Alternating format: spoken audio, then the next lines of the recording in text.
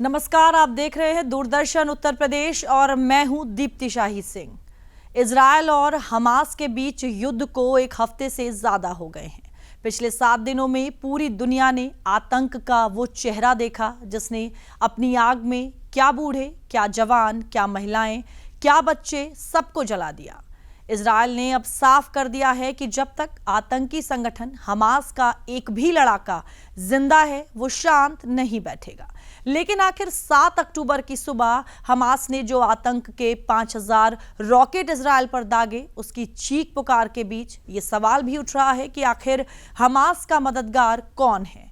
अब धीरे धीरे इसके जवाब की परत दर परत खुल रही है। अगले आधे घंटे में हम आपको ये बताने और समझाने की कोशिश करेंगे कि कैसे इजरायल महज हमास से ही नहीं लड़ रहा बल्कि कई मोर्चों पर लोहा ले रहा है।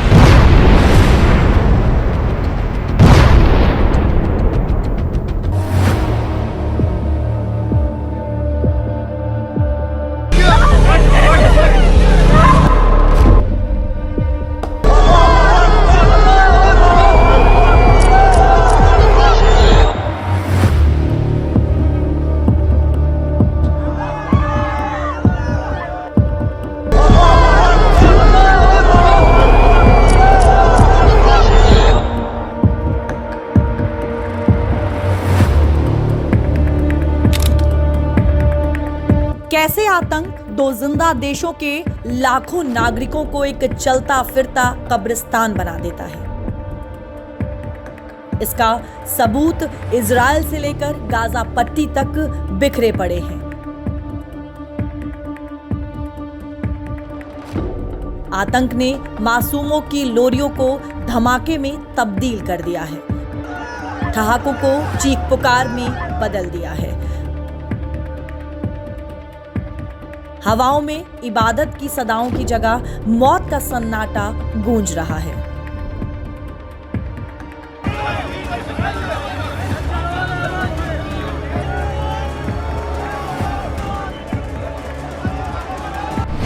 ये पिछले 1.5 दशक में इजरायल पर हुआ सबसे बड़ा हमला है। 2008 के बाद पहली बार किसी हमले में इतनी बड़ी संख्या में इजरायली नागरिकों की जान गई है। इजरायल के हमले में अब तक 1200 फिलिस्तीनियों की मौत की खबर है। जिन रास्तों पर दुकानें सजती थीं, आज वहां जान गंवाने वालों की कब्र बनी है। जिन घरों में जिंदगी गुलजार होती थी, आज वो मलबा बनकर बेबसी के आंसू बहा रहे हैं।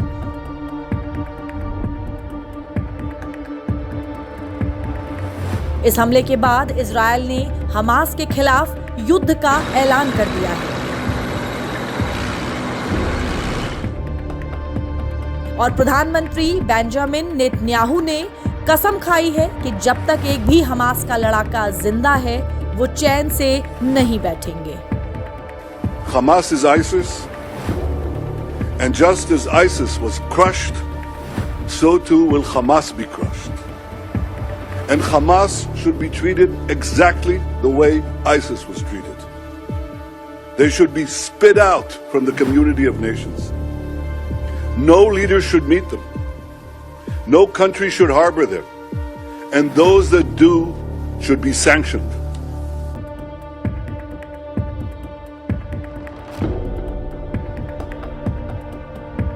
इजरायल और हमास के युद्ध को लेकर जो चर्चा है वो इस बात की है कि क्या इस पूरे मामले का कोई समाधान निकलेगा या फिर ये मामला इसी तरह चलता रहेगा। और अब इस मुद्दे को लेकर पूरी दुनिया के जो देश हैं वो बंटते हुए नजर आ रहे हैं। जहां एक तरफ अरब लीग के देश फिलिस्तीन का समर्थन कर रहे हैं, वहीं दूसरी तरफ दुनिया के लगभग आधे से ज्यादा जो देश हैं वो इजरायल के समर्थन में आ गए हैं। इस समय देखिए गाज़ा में या लेबनान में दो ऐसे बड़े आतंकवादी गुट हैं जिनका स्पष्ट मानना है कि फ़िलिस्तीन की भूमि में केवल और केवल फ़िलिस्तीनी रहेंगे, वहाँ पर इजरायली नहीं रह सकते, वहाँ ज्यूस यहूदी नहीं रह सकते।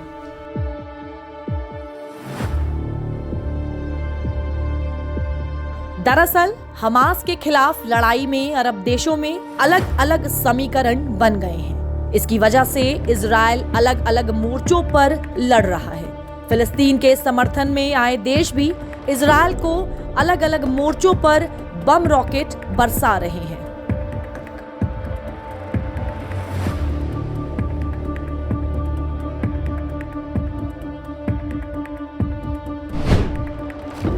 इजराइल हमास लड़ाई अरब देशों तक आई।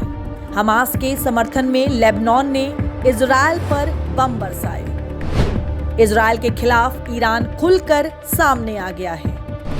सीरिया की भी इजराइल के खिलाफ एंट्री हो गई है। इजराइल ने सीरिया के अलेप्पो और दमिश्क इंटरनेशनल एयरपोर्ट पर रॉकेट दागे हैं। लेबनानी संगठन हिजबुल्लाह ने इजराइल पर ताबड़तोड़ मोर्टार दागे हैं। आपको मैप के जरिए समझाते हैं कि इजराइल किन किन मोर्चों पर लड़ रहा है। इजराइल चारों तरफ से अलग अलग देशों से घिरा हुआ है। गाजा पट्टी पर कंक्रीट की दीवार और फेंसिंग है। इस समय इजराइल सीरिया, लेबनान और फिलिस्तीन बॉर्डर पर लड़ाई लड़ रहा है।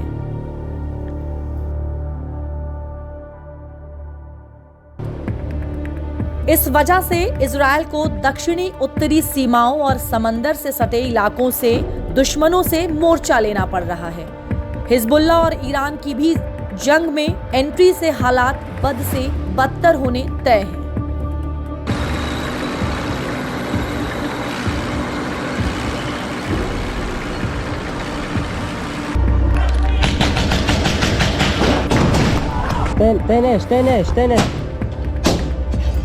इजराइल इस समय युद्ध लड़ रहा है और जब आतंक की बात होती है तो विश्व आतंक के खिलाफ एकजुट नजर आता है। लेकिन इजराइल और हमास के युद्ध के दौरान दुनिया के अधिकतर देश इजराइल के समर्थन में हैं। वहीं कुछ देश ऐसे भी हैं जो हमास के साथ खुलकर खड़े हैं। दुनिया दो खेमों में बढ़ती हुई नजर आ रही है। इस पूरे मामले को समझने के लिए ये जान लेना बेहद जरूरी है। इजराइल के समर्थन में Bharat, America, Britain, France, Australia और जर्मनी जैसे बड़े देशों के अलावा Norway, Austria, Canada, Poland, Spain, यूरोपीय संघ समेत कई देश हैं। जबकि हमास के समर्थन में Iran, Lebanon, Syria, Yemen, Qatar जैसे मुस्लिम देश खड़े हैं। दरअसल ये लड़ाई सिर्फ इजराइल और हमास तक ही अब सीमित नहीं रह गई है, बल्कि इसमें अमेरिका जैसी महाशक्तियां भी खुलकर सामने आने लगी हैं। अमेरिका ने तो अमेरिकी जहाजों और जंगी जहाजों को भी इजराइल की सीमा पर तैनात करने का आदेश देते हुए और नई सैन्य सहायता भेजी है। इससे अरब देशों में एक नया कूटनीतिक और सैन्य रणनीति बनती दिख रही है, जिसमें अमेरिका और ईरान के साथ इजराइल और ईरान के बीच नई टेंशन हो सकती है।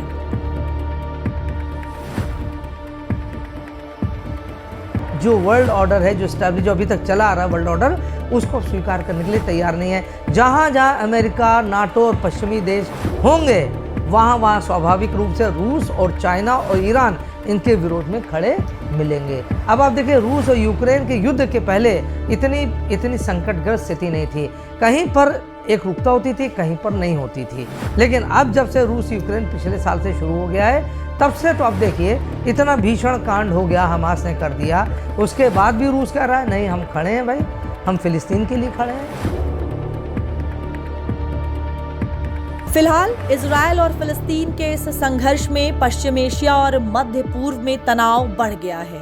फिलिस्तीन के साथ संघर्ष की वजह से पहले भी इजराइल को अरब देशों के साथ युद्ध लड़ना पड़ा है। अब जब एक बार फिर नई जंग शुरू हो गई है, तो ऐसे में अरब देशों के साथ टकराव और बढ़ गया है।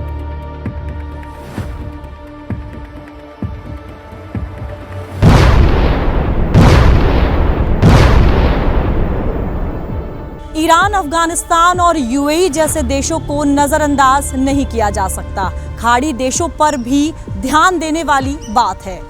इस तरह से इजराइल और हमास के बीच जो युद्ध चल रहा है उसमें अब पूरी दुनिया दो खेमों में बंटती हुई नजर आ रही है और इस युद्ध से जो दिक्कतें आएंगी उसका सामना पूरी दुनिया को करना होगा।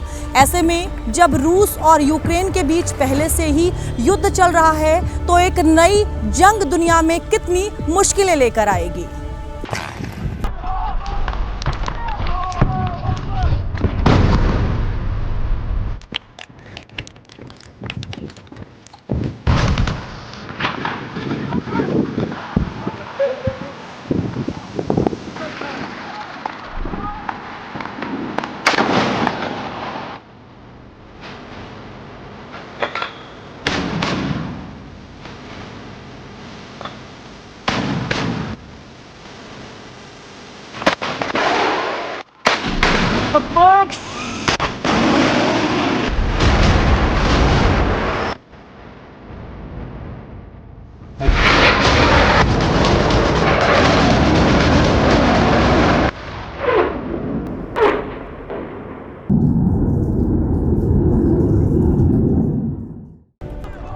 इजराइल के साथ साथ पूरी दुनिया के लिए 7 अक्टूबर काली तारीख बन चुका है। इजराइल पर हमास के हमले का ये वीडियो इजराइल के रक्षा मंत्रालय ने जारी किया है। ये हमास के आतंकी हैं, लेकिन इन तस्वीरों में वो जल्लाद भी छिपे हैं जिनके हाथ हजारों बेगुनाहों के खून से रंगे हैं। ये हमास की सबसे खूंखार सेना अल नुक्बा फोर्स के लड़ाके बताए जा रहे हैं।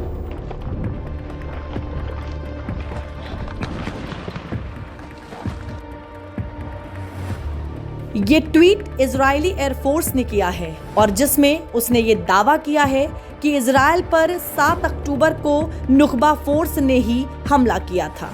अब इजराइल अल नुक्बा को टारगेट कर रहा है और शनिवार को उसने हमास के ऑपरेशन कमांड को हवाई हमले में तबाह कर दिया।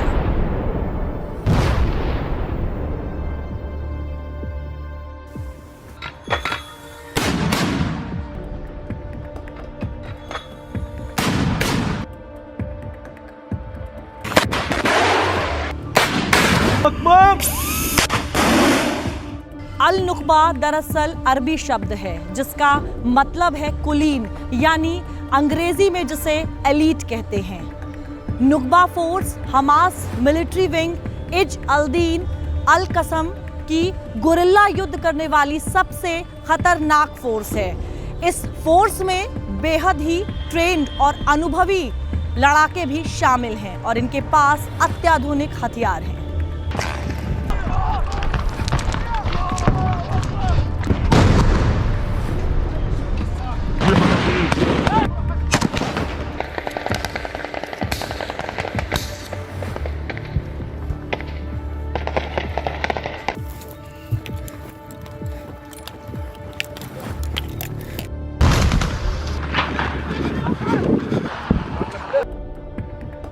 इजरायली सेना ने एक बयान जारी कर पूरी दुनिया को बताया कि अब नुक्बा फोर्स दरअसल कितनी खतरनाक है और कैसे इसमें शामिल जल्लाद महिलाओं, बच्चों, बुजुर्गों किसी पर भी गोली चलाने से गुरेज नहीं करते।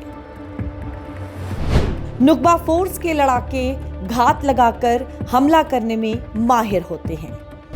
नुक्बा फोर्स सुरंग बनाकर घुसपैठ करने में एक्सपर्ट है।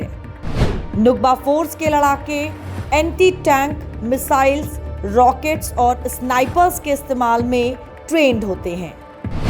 नुक्बा फोर्स के जिम्मे हमास नेताओं और हेडक्वार्टर्स की सुरक्षा भी होती है। नुक्बा फोर्स के लड़ाकों की बंधक बनाने की ट्रेनिंग भी होती है। हमले के बाद भी कई इजरायली नागरिकों को हमास के आतंकियों ने बंधक बनाया था।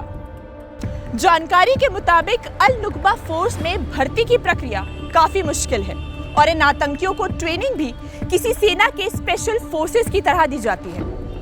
बताया जाता है कि 2014 में गाजा युद्ध में भी अल नुक्बा फोर्स शामिल था। हाल ही में अल नुक्बा में भर्ती की प्रक्रिया बढ़ गई है। इजरायली सेना ने एक बयान जारी किया है जिसके अनुसार नुकबा एलीट फोर्स में हमास के बेहद खतरनाक आतंकवादी शामिल हैं, जिन्हें आतंकवादी हमलों को अंजाम देने के लिए नामित किया गया है। नुकबा फोर्स के लड़ाकों की ट्रेनिंग भी बहुत सख्त होती है। अल नुकबा लड़ाकों को अत्याधुनिक हथियारों और विस्फोटकों की ट्रेनिंग दी जाती है। ये लड़ाके assault rifle, sniper rifle, machine gun से लैस होते हैं। इनके पास rocket propelled grenade, anti tank मिसाइलें भी होती हैं। इन्हें स्कूबा डाइविंग और निहत्थे लड़ने की भी ट्रेनिंग दी जाती है। इजरायली डिफेंस फोर्स के मुताबिक कि हमास ने अंडरग्राउंड टनल का एक बड़ा नेटवर्क तैयार कर रखा है। 2007 में गाजा पट्टी पर कब्जा करने के बाद से हमास के लड़ाके इन सुरंगों का इस्तेमाल गाजा सिटी से गाजा पट्टी के बाकी इलाकों में आने जाने के लिए करते हैं। इजराइल ने बताया था कि इन सुरंगों के जरिए हमास और नुकबा के लड़ाके हमलों को अंजाम भी देते हैं। अभी इजरायली सेना हमास और उसके आतंकी गुरिल्ला फोर्स अल नुकबा से ही निपट रही थी कि एक और बेहद खतरनाक संगठन हिजबुल्लाह ने भी इजराइल पर हमला कर दिया। हिजबुल्लाह लेबनान का आतंकी संगठन है। दोनों का मकसद इजराइल पर हमला करना है, लेकिन दोनों की ताकत और ऑपरेशनों में काफी अंतर है। हिजबुल्लाह शिया संगठन है तो वहीं हमास सुन्नी। हिजबुल्लाह 1980 के दशक में उभरा था, जबकि हमास की नींव 1920 में पड़ गई थी, लेकिन इसका गठन 1987 में हुआ था। एक और हिजबुल्लाह लेबनान में राजनीतिक और सैन्य संगठन के तौर पर काम करता है। उसके नेता लेबनान में राजनीतिक फैसलों के साथ साथ सैन्य गतिविधियों में भी शामिल रहते हैं। हिजबुल्लाह सीक्रेट तरीके से काम करता है। हमास और हिजबुल्लाह दोनों ही संगठनों का एक ही मकसद है और वो है इजराइल का विनाश। हमास और हिजबुल्लाह दोनों को ही अमेरिका ने आतंकी संगठन घोषित कर रखा है। इजराइल ने हमास का नामो निशान मिटाने की कसम खा ली है। वो लगातार हमास के ठिकानों पर बमबारी कर रहा है, लेकिन अब हिजबुल्लाह के भी सीन में आने से उसकी मुश्किल बढ़ती दिख रही है। हालांकि इजराइल ऐसे आतंकी संगठनों से निपटने में माहिर माना जाता है।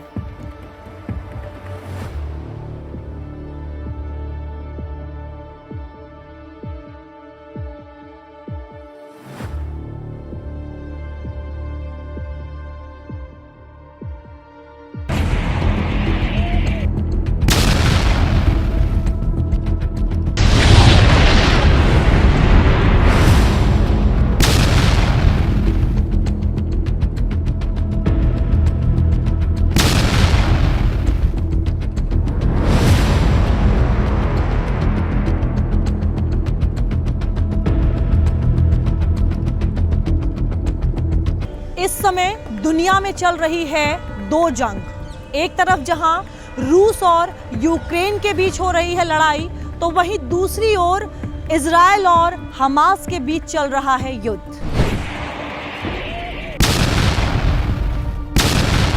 रूस यूक्रेन युद्ध के चलते दुनिया में बड़ी है महंगाई।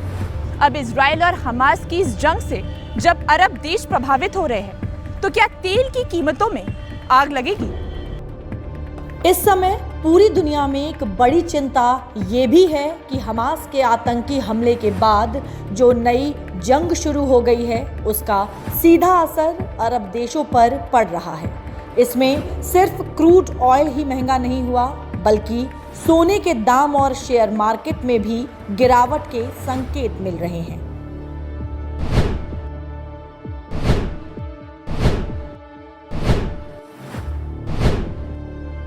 कच्चा तेल, गोल्ड की कीमतों में बढ़ोतरी, शेयर बाजार में गिरावट का सीधा असर दुनिया भर में मिडिल क्लास यानी हमारे और आपके जैसे लोगों की जेब पर पड़ता है। कच्चे तेल की कीमतें बढ़ेंगी तो पेट्रोल और डीजल महंगा होगा गोल्ड की कीमतों में बढ़ोतरी का मतलब है कि निवेशक सुरक्षित निवेश देख रहे हैं। शेयर बाजार में गिरावट का सीधा असर इकोनॉमी पे पड़ता है। इसमें सऊदी अरब, यूएई, ये दो ऐसे देश हैं जहाँ से भारत तेल का आयात करता है। और अभी भी आप जानते हैं हम लोग रूस से भी इस समय अच्छा खासा ले रहे हैं, उसके बावजूद भी लगभग 50% जो भारत का तेल है, अराउंड 50% जो तेल है वो खाड़ी के देशों से आ रहा है। तो इसलिए अगर ये युद्ध जल्दी रोका नहीं गया तो ये और हम लोग के लिए विकट समस्या क्रिएट करेगा। अभी रूस यूक्रेन युद्ध से ही दुनिया की इकोनॉमी पर बुरा असर पड़ रहा था। अब इजराइल हमास जंग से स्थिति बद से बदतर होती नजर आ रही है। दुनिया पर तो इसका जो असर पड़ेगा वो पड़ेगा, लेकिन भारत पर भी इसका असर पड़ेगा। उसके साथ भारत के बड़े कारोबारी रिश्ते भी हैं। मतलब इजराइल हमास जंग लंबी चली तो भारत को अरबों डॉलर का नुकसान होने की आशंका है। वित्तीय वर्ष 2022-23 में भारत और इजराइल के बीच रक्षा सौदों को छोड़कर 10.1 बिलियन डॉलर यानी करीब 84,000 करोड़ रुपए का व्यापार रहा है। भारत ने इस दौरान इजराइल में 7.89 बिलियन डॉलर का निर्यात किया, जबकि इजराइल से 2.13 बिलियन डॉलर का सामान भारत में आया। दुनिया में 3-4 ऐसे देश हैं जिनसे भारत की रक्षा उपकरण या सैन्य उपकरण लेता है। अमेरिका है, फिर वो रूस है, इजराइल है और फ्रांस है। तो इस समय भारत की सैन्य जो साझेदारी है इजराइल के साथ काफ़ी ज़्यादा है। तो और आप जानते हैं I2U2 में भी भारत है ना, इजराइल है, इंडिया है, यूएई है और यूएसए है। तो इसलिए कहीं ना कहीं इसके का प्रभाव तो पड़ना ही है। इजराइल हमास की जंग से दुनिया भर की ऑयल सप्लाई पर जो असर पड़े, लेकिन भारतीय सरकार ने फिलहाल स्थिति काबू में की हुई है। साथ ही केंद्रीय मंत्री हरदीप सिंह पुरी ने भी ये विश्वास जताया है कि अगर कोई विपरीत स्थिति पैदा होती है तो उसका भी उपाय सरकार के पास है। इस समय we are dealing with 3 challenges: availability, affordability और सस्टेनेबिलिटी। जैसे मैंने कई बार कहा है कि मुझे इस समय कोई इस बात पे चिंता नहीं है कि अवेलेबिलिटी में कोई कमी होगी, क्योंकि the number of countries from which we import crude oil या कच्चा तेल we have increase from 27 to 39। अगर मान लीजिए एक रीजन में कोई प्रॉब्लम आती भी है तो हम अपनी सप्लाईज कहीं और से ले लेते हैं। जहां तक अफोर्डेबिलिटी का बात है, that's also linked with availability. अगर मान लीजिए अवेलेबिलिटी में प्रॉब्लम आती है या the amount of oil that is required in the market वो सडनली कम हो जाता है तो दाम बढ़ सकते हैं। अभी मेरे उसके बारे में चिंता नहीं है। और जहां तक सस्टेनेबिलिटी की बात है, हमने जो हमारी ग्रीन एनर्जी ट्रांजिशन है उसमें कोई अपनी सिचुएशन को डाइल्यूट नहीं किया।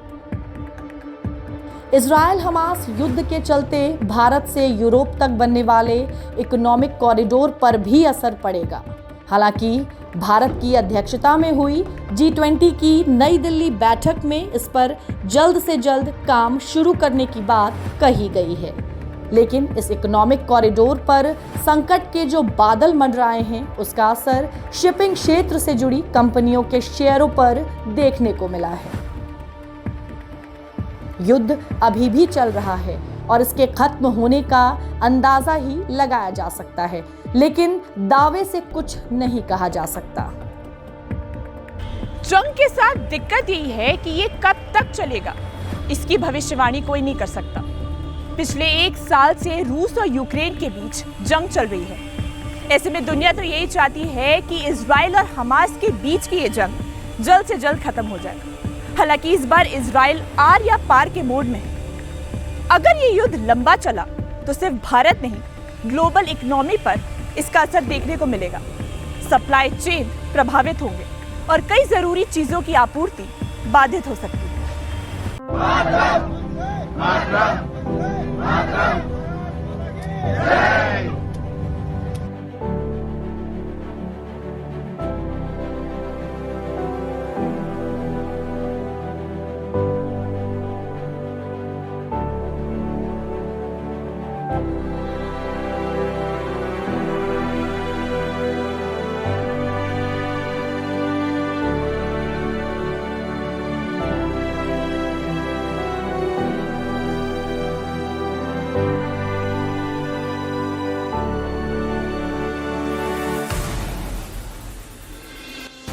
ये सुकून, ये हंसी, ये खुशी, ये इत्मीनान अनमोल है।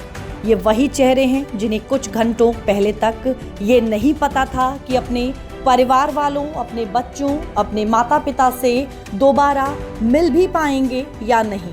ये वो लोग हैं जो कुछ घंटों पहले इजराइल में थे, जहां चारों तरफ मौत मंडरा रही थी, लेकिन इस मुश्किल वक्त में भी उनके देश ने उन्हें मायूस नहीं किया।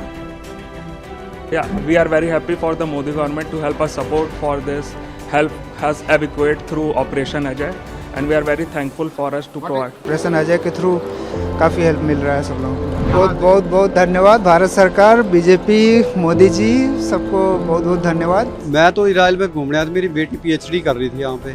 मैं 23 तारीख को आया था और मेरी लास्ट फ्लाइट जो 8 तारीख को थी, परंतु बीच में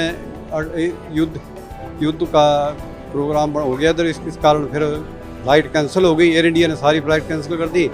उसके बाद फिर हमें ऑपरेशन अजय का पता चला तो हम एम्बेसी से कॉन्टैक्ट किया तो इन्होंने हमें बोला कि आप इतने बजे आइए और अब आप इंडिया सेफली जा सकते हैं। बहुत बढ़िया, मोदी इज द ग्रेट। बुधवार यानी 12 अक्टूबर को भारत सरकार ने इजराइल में फंसे भारतीयों की सुरक्षित वापसी के लिए ऑपरेशन अजय चलाया और शनिवार सुबह तक 400 से ज्यादा लोगों की सुरक्षित वापसी हो गई है। भारत सरकार ने साफ कर दिया है कि जो भी भारतीय इजराइल से स्वदेश वापसी करना चाहता है उसे हर हाल में वापस लाया जाएगा। देखिए, कोविड के समय हो या यूक्रेन रशिया वॉर के समय या उससे पहले भी अरब स्प्रिंग के समय, भारत ने एक के बाद दूसरा ऑपरेशन चलाकर हर भारतीय को सुरक्षित निकाला है। हर एक भारतीय के जीवन का महत्व प्रधानमंत्री मोदी जी की सरकार में बहुत महत्वपूर्ण है। इसलिए हर नागरिक की जान को बचाना, संकट की घड़ी में युद्ध की भूमि से निकाल कर लाना, ये पिछले 9.5 वर्षों में लगातार एक के बाद दूसरी जगह हुआ है। इजराइल में हालात अभी ठीक नहीं हैं। ऐसे में डीडीयूपी भी अपने दर्शकों से अपील करता है कि अगर किसी के परिवार वाले वहां फंसे हैं तो कृपया तुरंत दिल्ली में बनाए गए कंट्रोल रूम से संपर्क करें और भरोसा रखें कि मुश्किल की इस घड़ी में पूरा देश उनके साथ है। उनके परिवार वालों को भारत सरकार हर हाल में सुरक्षित वापस लाएगी।